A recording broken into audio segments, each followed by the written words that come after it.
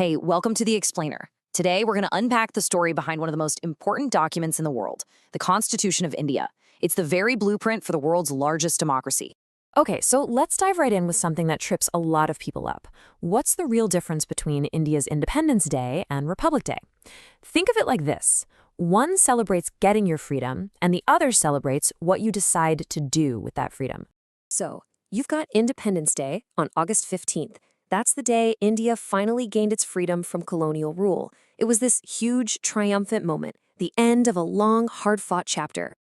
But you know, after the celebrations, this massive question hung in the air.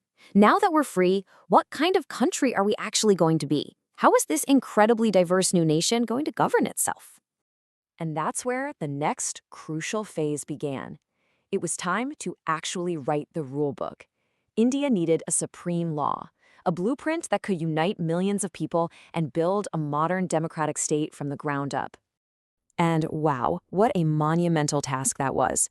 It fell to a group called the Constituent Assembly, which was made up of elected folks from all over India. And to really get the job done, they created a special drafting committee, led by its absolutely brilliant chairman, Dr. B.R. Ambedkar. And because of his tireless work, his incredible legal mind, and his deep, unwavering commitment to social justice, he is rightfully known as the father of the Indian Constitution. His role was, without a doubt, pivotal. And let me tell you, this whole process was intense. It took years of fierce debate and careful deliberation. But finally, on November 26, 1949, the Constitution was officially adopted. Then, a couple of months later, on January 26, 1950, it fully came into effect, a truly historic day. So what's at the very heart of this massive document? What's its core promise? Well, you find the answer right at the beginning in its opening statement, the Preamble. You could honestly call it the soul of the Constitution. And the Preamble kicks off with three incredibly powerful words: we the people. This one little phrase is huge. It declares that the ultimate authority here doesn't come from some king or any foreign power. Nope. It comes directly from the citizens of India. The Preamble then lays out what kind of nation India will be. First up, sovereign. In simple terms, this means India is its own boss. It's completely free to make its own decisions without any outside interference.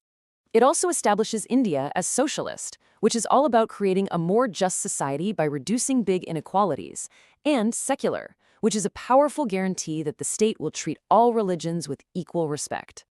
And finally, a democratic republic. This is the big one. It means the real power belongs to the people, who get to elect their government. And the head of the country is an elected president, not a king or queen who inherits the title. Now, this promise, it's not just a bunch of nice words on a page. No way. It's backed up by this incredibly detailed framework of rights, responsibilities, and rules. And when I say detailed, I mean detailed. It's actually the longest written constitution in the entire world. At the absolute heart of the Constitution are the fundamental rights. And these aren't just suggestions, they're real, legally enforceable protections for every single citizen. Things like the right to equality, freedom of speech, and even the right to go to court if you feel those rights have been violated. So you might be wondering, where did all these ideas come from? Well, the architects didn't just invent all of this in a vacuum. They were smart. They looked all over the world, studying other constitutions to find the best ideas out there. And this is where it gets really cool. The Constitution is sometimes called a bag of borrowings. But, and this is the key part, it was never just a copy-paste job. They took ideas like a Bill of Rights from the US and the ideals of liberty from France, and they carefully adapted them to fit India's unique culture and needs. It was a brilliant blend of global wisdom and local context. Okay, so let's bring all of this together and get back to that date we talked about at the start. Why is January 26th, Republic Day, celebrated with so much passion and pride every single year? It is a tradition that has continued for decades with immense pride. Every January 26, India marks another year of its constitutional promise, celebrating its identity as a sovereign republic. Because that's the day we celebrate the moment the Constitution officially became the supreme law of the land. It replaced the old colonial-era rules and finally, formally, put the ultimate power into the hands of the Indian people. And how do you celebrate a moment that big? Well, with a massive parade in the capital, New Delhi.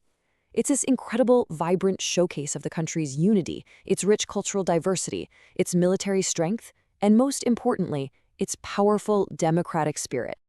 Which really brings us back to what Dr. Ambedkar himself said. The Constitution isn't just some dusty old lawyer's document sitting on a shelf. He called it a vehicle of life, meaning it's a living, breathing guide that has to evolve with the times. And that really leaves us with a final, powerful thought. This document gives power directly to the people. That makes every single citizen a guardian of the republic. So the question for every generation, including ours, is this: how is that power being used to uphold its ideals today?